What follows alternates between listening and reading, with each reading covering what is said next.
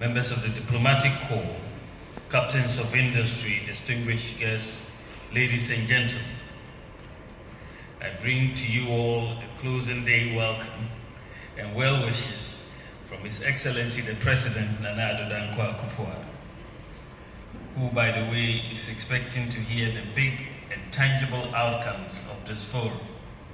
I'm happy to be part of this grand closing, and my expectations are no less than the President's.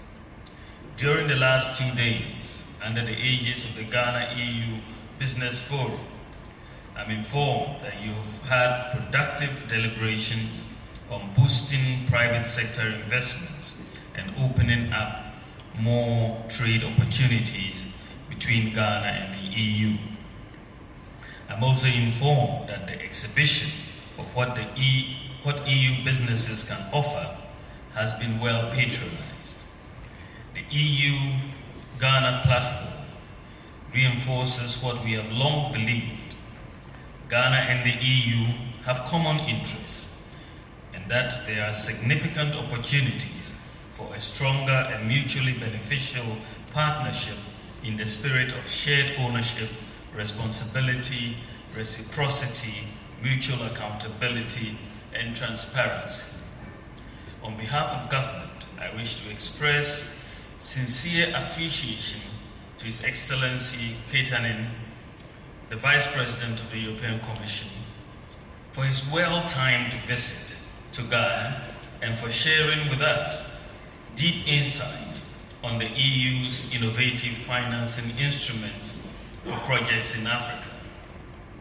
For Ghana, the EU represents by far the biggest source of foreign direct investment, bringing in close to $300 million every year without fail for the past 20 years, as well as the biggest provider of development assistance with more than $500 million in over this period. The Africa-Europe Alliance for Sustainable Investments and Jobs, around which this forum has been framed, should inject fresh impetus and momentum into our collaboration and strengthen the unique partnership between Ghana and the EU. The objectives which the Alliance seeks to achieve resonates with the vision of a Ghana beyond aid that underpins the development programs being pursued by the government under the leadership of His Excellency President Nana Addo Dankwa Akufo-Addo. The spirit and letter of the Ghana Beyond Aid agenda is a commitment and discipline to implement programs which are aimed at 4 goals. First, mobilizing domestic resources more intensely than ever.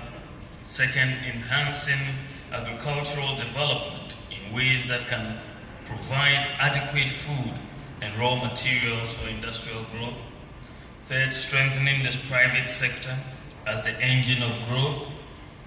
And fourth, building a capable and resilient economy that is transformative and inclusive with appropriate policy interventions. All these must be strengthened by a sound macroeconomic environment and a sound banking and financial system.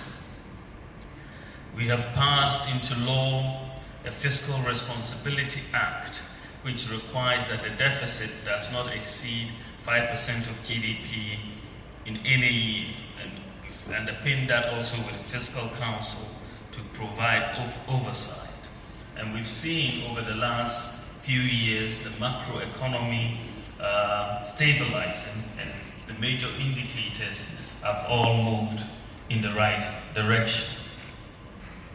On the real sector, we are focused very much on agriculture through a major program which we call the Planting for Food and Jobs, where we're providing subsidies on fertilizers, seeds, and extension services to farmers. The impact of this over the last 2 years has been quite phenomenal. Ghana is producing surpluses of food, and we are For a change, we are exporting foodstuff to our neighbors. We've also moved on to an industrialization framework which seeks to add value to our raw materials. In this area, we have a program called the One District, One Factory, and it is largely being patronized, at least for now, 70% in agricultural value addition.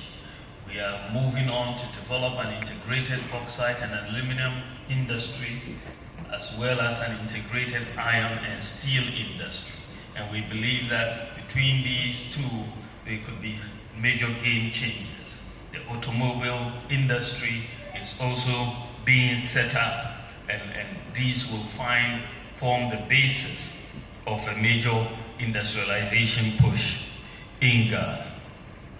We have, however, also focused on digitization for this economy. We're trying to leverage existing technology and make sure Ghana doesn't get passed by in the fourth industrial revolution. And so we're very, very much focused on trying to digitize systems.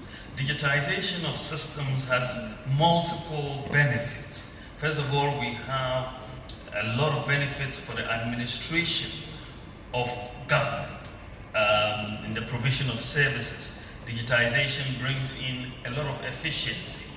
And secondly, digitization, by removing a lot of human interface, helps us deal with corruption, eliminate corruption, or reduce corruption.